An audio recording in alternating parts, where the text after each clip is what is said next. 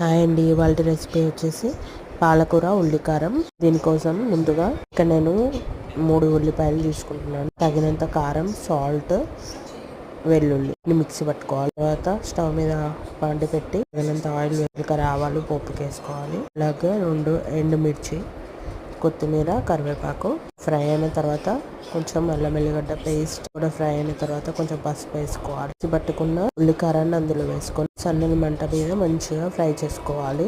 నూనె పైకి తేలే వరకు ఫ్రై చేసుకోవాలి. తర్వాత నేను 4 కట్టల పాలకూర తీసుకున్నాను. నీట్గా వాష్ చేసుకొని కట్ చేసి పెట్టుకోవాలి.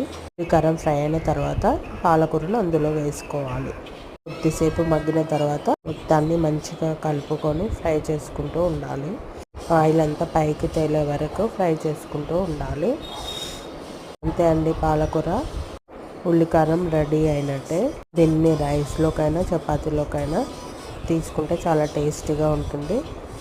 అందరికీ నచ్చుతుంది. మీకు నచ్చినట్టయితే please like, share and subscribe. Thank you all.